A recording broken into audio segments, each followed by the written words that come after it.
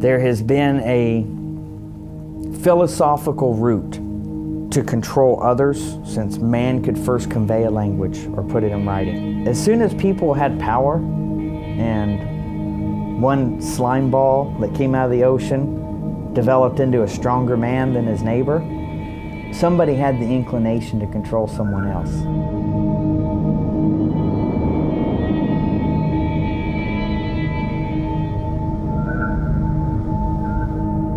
You can see a mirror image of society really watching little children even at a preschool. And you can see factions already starting at 4 years old. Who's going to be the strongest, who's the fastest, who can outwit the other guy, and who can bargain off the most Barbies and G.I. Joes to somebody else. George Bush Sr. just didn't stand up and say there's 1,000 points of light in a new world order. It didn't just start in '91. What is at stake is more than one small country. It is a big idea, a new world order, where diverse nations are drawn together in common cause to achieve the universal aspirations of mankind: peace and security, freedom, and the rule of law. You can sell anything, if you think about it. Look at the circus. And if they can sell and pitch their goods and hardware to people, and it makes people feel good even though it's a false sense of security, like we have to do this to protect you from yourself. Before you know it, they're raised up on that ivory tower, and it's no longer we're doing this to protect you from yourself, we're doing this to control you and manipulate you. If we don't do this for your own good, protect you from terrorism, give you national health care because you're too stupid to pick your own health care, and you sure can't be trusted to build any highways or control the flow of water within your state or county, or dam it, or have a power plant or anything without our overbearing guidance. So you need to surrender all these skills and freedoms to us. If you were to analyze them mentally, many would be diagnosed as megalomaniacs and sociopaths. Everybody has varying degrees of desires, even sick people. How sick they want to be, how in charge they want to be. So some people will naturally be fine of just being in charge of a few thousand people. Others think in the size of nations. The best way to control a population is through resources. You don't gain much ground going door to door and kicking in doors and doing arm seizures. If you can control the ability for people to prosper and produce and to eat and to drink, then you control a population. By over-regulating industries with no scientific proof, you have crushed the ability for American manufacturing to be the lead in the world.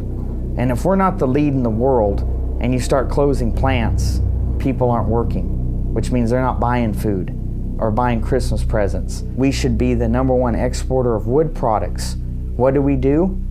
We continually, year after year, set a new record of catastrophic wildfires, burning up in a matter of days.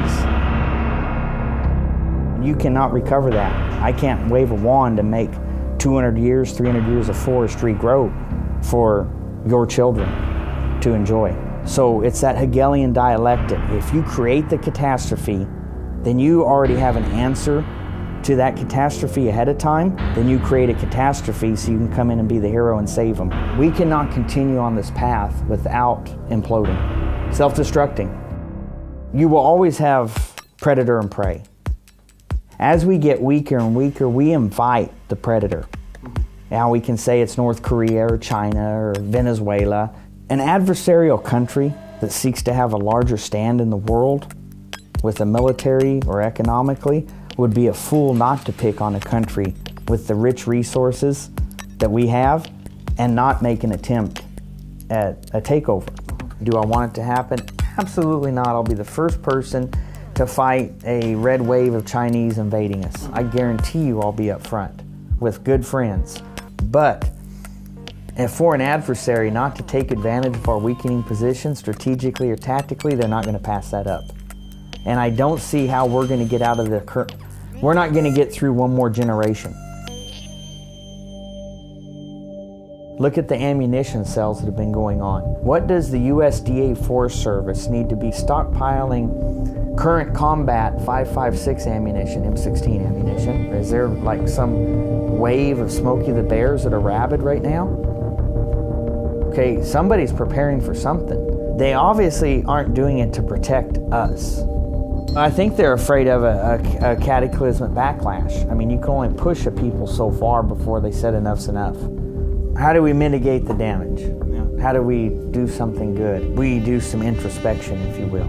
I'm not talking some Buddhist thing. I just mean that old phrase of looking in the mirror, saying, here's what I believe in, and here's what I'm willing to die for. Is it going to happen and we're just going to save the whole economy and country as we know it right now, or as we know it historically? No. It is infixable as we know it. It's going to have to implode, collapse, and we're going to have to, the survivors that want to prosper and be free again are going to have to rebuild again.